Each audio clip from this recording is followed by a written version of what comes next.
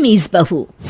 सभ्यता से भरपूर शास्त्री परिवार की इकलौती बेटी मोहिनी को बचपन में ही पढ़ाई के लिए विदेश भेज देते हैं, जहां से वो सालों बाद ग्रेजुएशन पूरी करके इंडिया वापस आती है, जो अब संस्कार, सभ्यता, संस्कृति जैसी चीजों से कोसों दूर होती है। एक सुबह मोहिनी शॉर्ट ड्रेस पहने, कानों में हेडफोन लगाए जोर जोर से इंग्लिश गाने गाती हुई घर में घूम रही होती है। सुबह सुबह भगवान का नाम लेते हैं, राक्षसों की तरह चिल्लाते नहीं। पॉप्स, आपको अच्छे गाने की बिल्कुल समझ नहीं है, सो ठीक है, चिल पिल। अरे मोहिनी, पापा से ऐसे बात करते हैं क्या?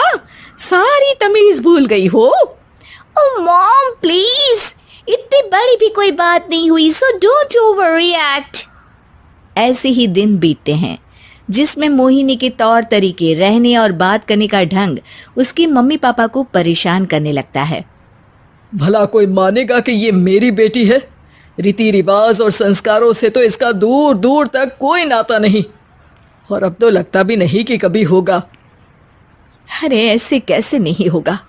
लड़कियां सारे नखरे अपने माँ बाप को ही दिखाती है। ससुराल जाकर उन्हें सब कुछ करना भी पड़ता है और मानना भी। पत्नी की बात शास्त्री जी समझ जाते हैं और कुछ ही दिनों में अपने से भी ज्यादा धार्मिक परिवार में निखिल के साथ मोहिनी का रिश्ता पक्का कर देते हैं। रिश्ता तो पक्का कर दिया, पर यहाँ मोहिनी को कैसे मनाएंगे?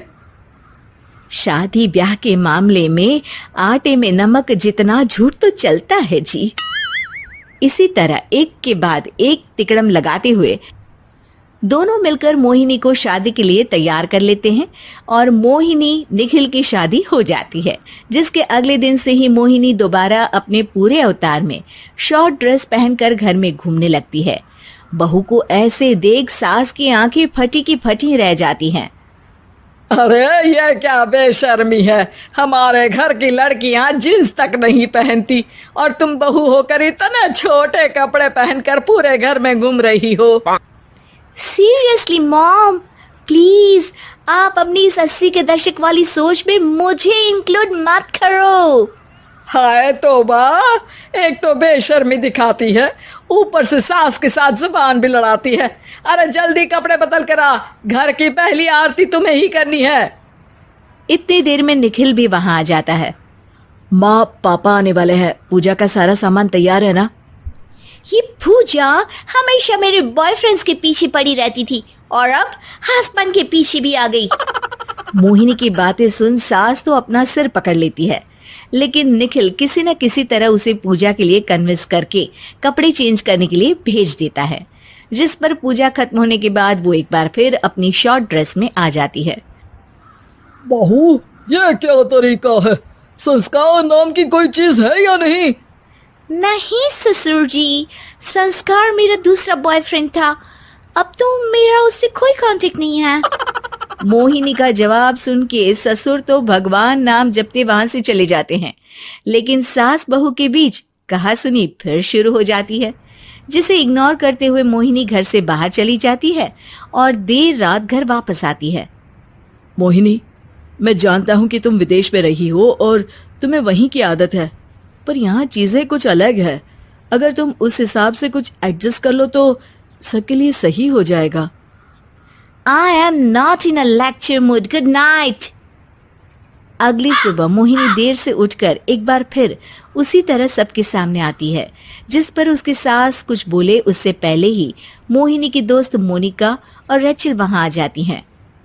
Oh hi darling, how are you? OMG, we missed you so much. I missed you too darling. Ram Ram, इन्होंने तो तुमसे भी छोटे कपड़े पहने हैं। अरे तुम लोगों के अंदर कोई शर्म लिहाज बाकी भी है या सब बेच खाई? मोहिनी, तुम्हारी मेड कुछ ज्यादा नहीं बोलती? इस पर मोहिनी की दोस्त उसकी सास का मजाक बनाने लगती है, जिसे सुन निखिल उन्हें जवाब देते हुए कड़वे शब्द सुना देता है और वो सुन के वो दोनों तो मुंह बनाए वहां से चली जाती है, लेकिन गुस्से से लाल मोहिनी वहीं खड़ी निखिल को घूरती रहती है। घूर क्या रही हो? तुमसे शादी की ये सोचकर कि विदेश में पढ़ी लिखी हो, घर में कोई पॉजिटिव चेंज लाओगी, अपनी करियर के लिए एम्बिशियस होगी, पर अपने इस बिहेवियर से उस पढ़ाई के साथ साथ अपने मम्मी पापा के नाम को भी डुबो रही हो। अगर तुम्हें ऐसे ही हाल रखना है तो यहाँ रहने की कोई जरूरत नहीं है। निखिल की बातें सुनकर मोहिनी रोते हुए घर छोड़कर अपनी मम्मी पापा के पास वापस आ जाती है। ससुराल में सब कुछ ठीक तो है? वो अपने आप को समझते क्या है? मोहिनी पर चिल्ला रहे हैं। मैं क्यों उसके इशारों पर चलूं? मैं अपनी लाइफ अपने तरीके से जीना चाहती हूँ और वो ना आप लोगों को मंजूर था और ना ही उन्हें है। तुम यहाँ नहीं रह सकती। अपने पापा की बात सुन के मोहिनी हैरान रह जाती है। हाँ, तुमने बिल्कुल सही सुना। अगर तुम्हें अपने इस घमंड, बेशर्मी और बदतमीजी में ही जीना है तो तुम यहाँ भी नहीं रह सकती। बेटी, मैं मानता हूँ हमारे यहाँ रीति रिवाज बहुत मायने रखते हैं और हमने उन्हीं के ओवरडोज से बचाने के लिए तुम्हें विदेश भेजा था।